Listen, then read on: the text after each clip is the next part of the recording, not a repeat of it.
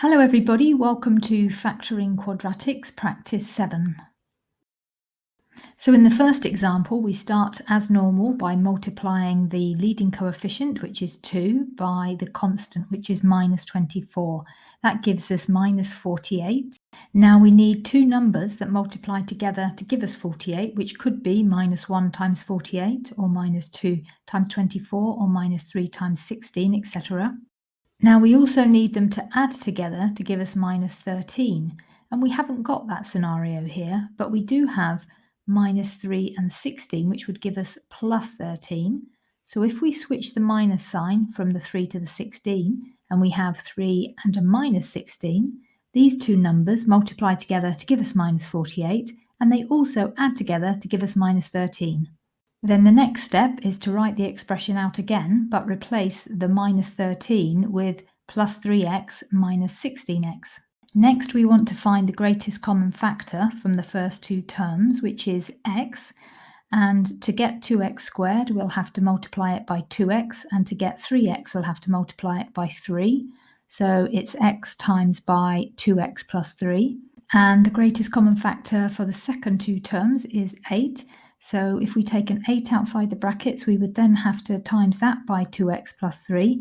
So if it was multiplied out, we would in fact get minus 16x minus 24, because there is a minus in front of that entire bracket.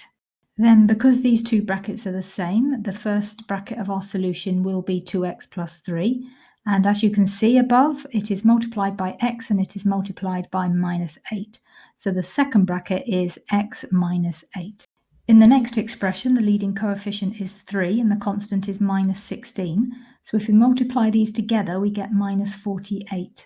Now the two numbers that we could multiply together to get minus 48 include minus 1 times 48, minus 2 times 24, minus 3 times 16, or minus 4 times 12. But they also need to add together to give us plus 22. And as you can see, we have minus 2 and 24, and they would also add together to give us plus 22.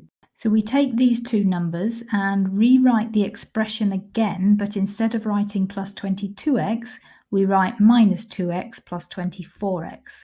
Then the greatest common factor for the first two terms would be x, and we would multiply that by 3x minus 2 to give us our 3x squared minus 2x. And for the second two terms, we can see that they're both divisible by 4.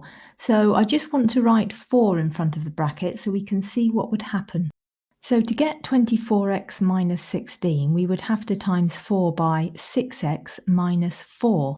But now you can see that these two brackets are not the same, so something's gone wrong. Now you may notice that 6 and 4 are still both divisible by 2, or that 3x minus 2 is exactly half 6x minus 4. So it should give you an indication that you've not used the greatest common factor.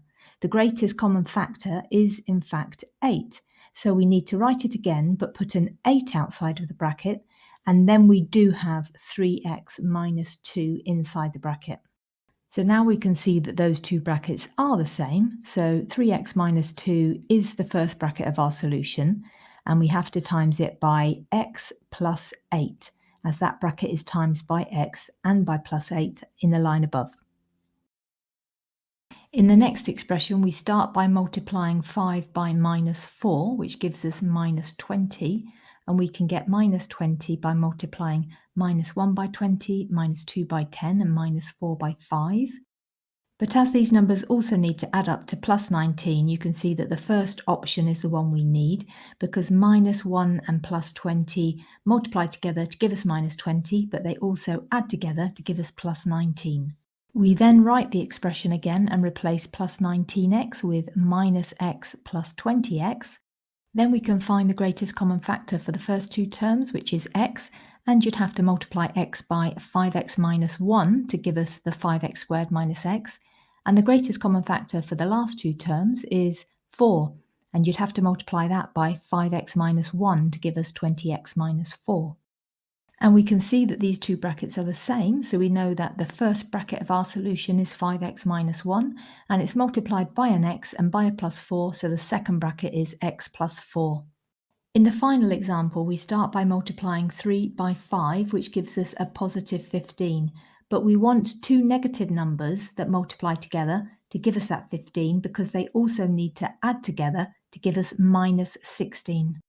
So as you can see, we can multiply minus 1 by minus 15 or minus 3 by minus 5 to give us positive 15.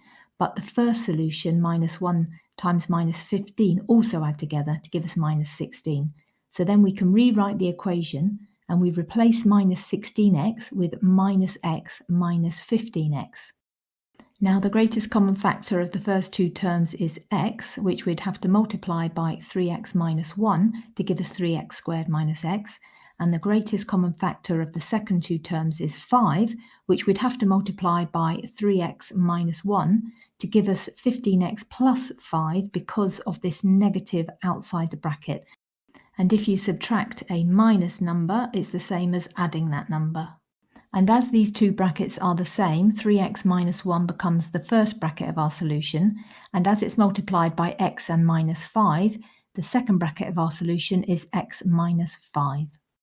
Well, that's it for this video. As always, thanks ever so much for watching. If you could hit the like and subscribe, that would be great. I'll be going through more practice questions in the next video, and I hope to see you soon.